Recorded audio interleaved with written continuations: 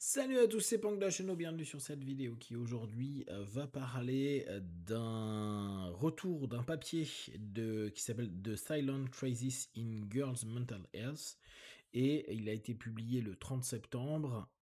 Le problème c'est que j'ai pas réussi à l'avoir en entier, je ne sais pas pour quelle raison, c'était bloqué je crois, et j'ai pas trouvé d'alternative, mais je pense qu'elle doit exister. Du coup j'ai demandé à Perplexity de me faire un résumé et je trouve que c'est intéressant parce que ça nous recoupe par rapport à ce qu'on connaît déjà et ce qu'on a vu dans The Anxious Generation, où je vous invite vraiment à le lire parce que ça peut permettre de comprendre pourquoi on en est aujourd'hui arrivé là avec ce stress, cette anxiété, ces dépressions, ces suicides que peuvent avoir les plus jeunes, et les moins jeunes aussi, mais là ça se base surtout sur la jeunesse, et notamment, et vous savez à quel point je trouve que c'est important d'en avoir conscience, le fait qu'on ait des téléphones portables, des réseaux sociaux, et en l'occurrence la mauvaise utilisation des deux, parce que toute chose bien utilisée peut apporter du positif. Là en l'occurrence, on sait que ça enferme dans des spirales qui amènent du mal-être. Donc je vous lis le résumé que j'ai pu avoir. Observation principale, la santé mentale des filles connaît une dégradation inquiétante depuis plusieurs années. Ça, on l'avait vu dans le bouquin de Jonathan Haidt, et on avait vu les courbes, je vous les avais montrées, je sais plus si je les ai là, non, il n'est plus là, non, je l'ai rangé ailleurs. Mais ça, vous pouvez le trouver assez facilement. Euh, les troubles anxieux, dépressifs, l'automutilation et les pensées suicidaires progressent plus fortement chez les adolescentes que chez les garçons. Plusieurs enquêtes internationales indiquent une hausse rapide de ces troubles, avec des chiffres particulièrement marquants après la pandémie. Alors, j'avais demandé un truc un peu plus chiffré. On va le reprendre par là. La prévalence des troubles anxieux et dépressifs chez les adolescents explosait depuis le début des années 2000. Et Haidt, il avait dit autour de 2008-2010. Pourquoi? Parce que c'est le moment où on a eu les smartphones et autour de ces années-là, je crois 2007, Facebook qui s'est créé et le début des réseaux sociaux. Puis après, le problème réseaux sociaux plus smartphone avec les, euh, les caméras de frontales, pardon. En 2021, 57% des lycéennes américaines déclaraient des sentiments persistants de tristesse ou de désespoir contre seulement 29% des garçons. Près de 30% des filles avaient sérieusement envisagé le suicide durant l'année précédente, comparé à 14% des garçons de leur âge. Et souvenez-vous, on avait quand même vu que ça montait chez les garçons.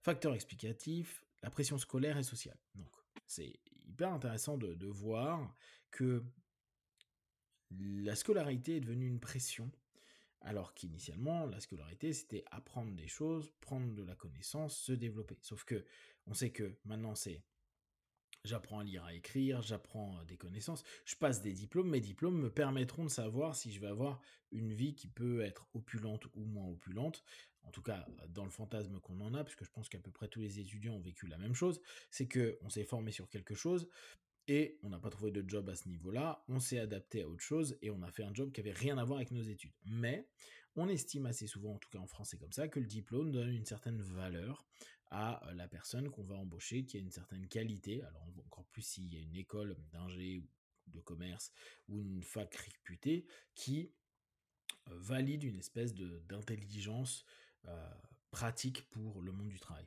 ce qui est assez étonnant à chaque fois.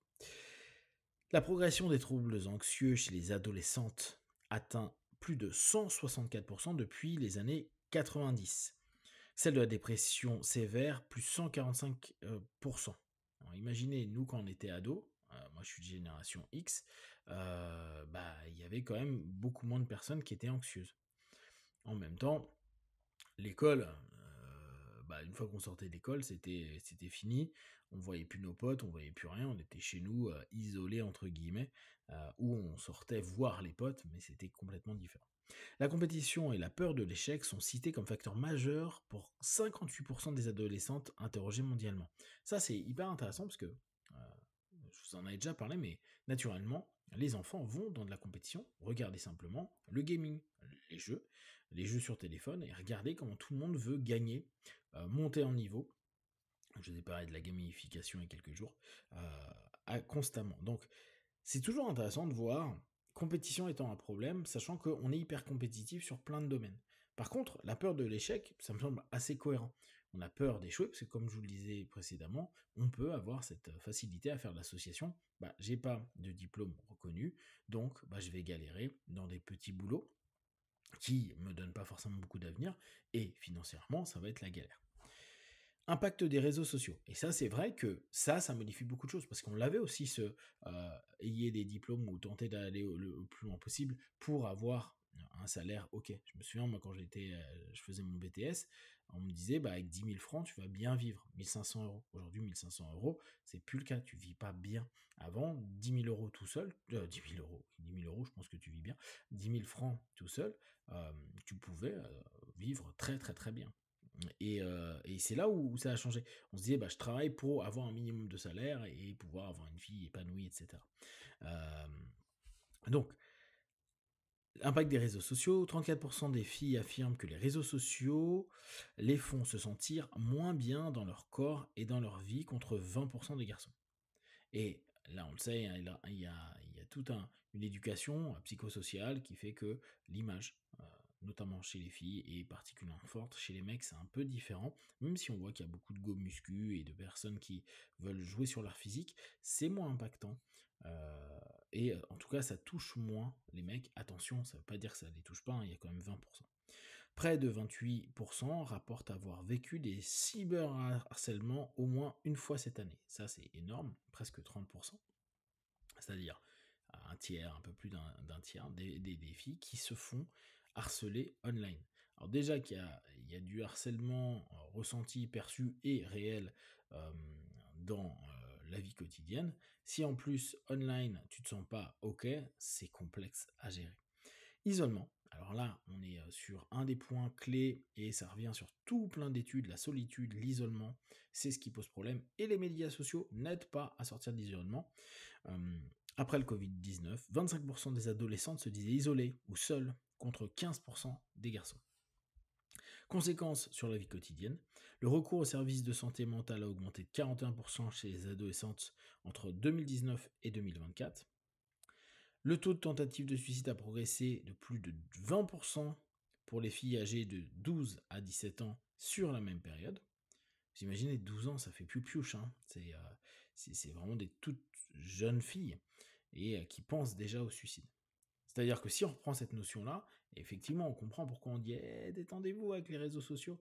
Parce que pour penser à ça, c'est qu'il doit y avoir du harcèlement, une mauvaise image de soi, une incapacité peut-être à se sentir à l'aise à l'école, mais si tu es harcelé ou si tu te sens pas bien dans ta peau, on sait très bien que ça joue sur les études, ça fait un ensemble d'éléments. Et en plus, si tu te sens isolé parce que justement tu es mis au banc du système scolaire dans lequel tu es, c'est complexe. 12 ans.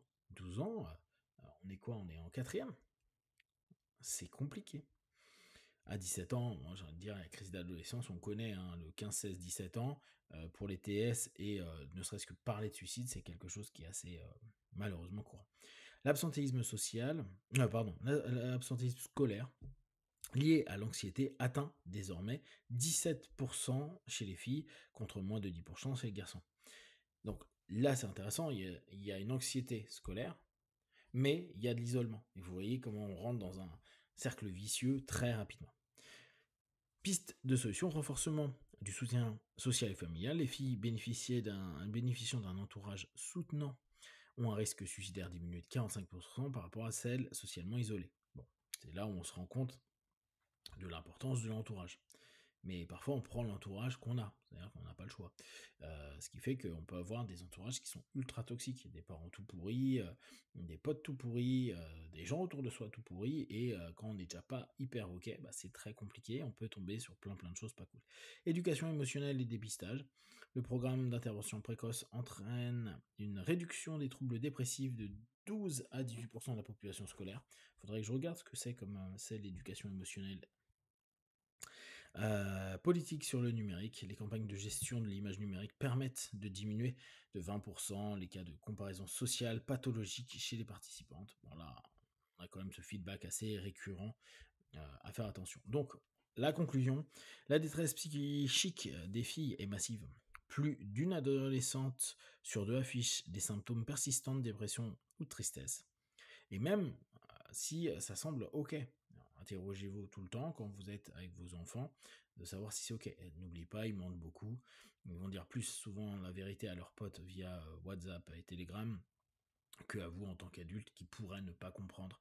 Et ce qui est normal quand on est jeune, on a l'impression qu'il y a vraiment une déconnexion, ce qui n'est pas toujours faux. Euh, mais pour les émotions, tout le monde les vit, qu'on soit adulte ou enfant, donc n'hésitez pas à insister un petit peu, non pas pour parler des contextes que vous connaissez pas forcément, mais des émotions créées, ça vous les gérez, vous les avez vous-même vécues, hein, les émotions cool ou pas cool. Le risque suicidaire et le recours aux soins progressent alors que les facteurs de vulnérabilité, pression scolaire, réseaux sociaux, isolement, continuent à s'accentuer. Une mobilisation urgente pour la prévention, le dépistage et le soutien social pourrait réduire sensiblement l'ampleur de cette crise. C'est c'est un élément qu'il faut prendre en compte, on le sait, on le voit, ça explique aussi beaucoup d'attitudes, de comportements, etc. Pensez, hein, ces jeunes générations, c'est ceux qui vont devenir les adultes de demain, et quand on voit déjà les adultes que l'on est aujourd'hui, et que l'on croise, et on voit autant de personnes qui sont dépressives, mal à l'aise, et pas bien, c'est important de rapidement chercher à trouver des réponses, des solutions, à minima une écoute vis-à-vis de ces jeunes-là qui ont besoin de quelque chose, et peut-être trouver ce quelque chose bien sûr, pour chaque, parce que là on généralise, mais chacun a ses propres façons de percevoir sa souffrance. Si vous avez des questions, des remarques, vous les partagez. Si ce type de vidéo vous plaît, abonnez-vous et n'hésitez pas à simplement ne prendre que ce qui est bon et juste pour vous tester, observer, analyser et conclure. Be one, ciao.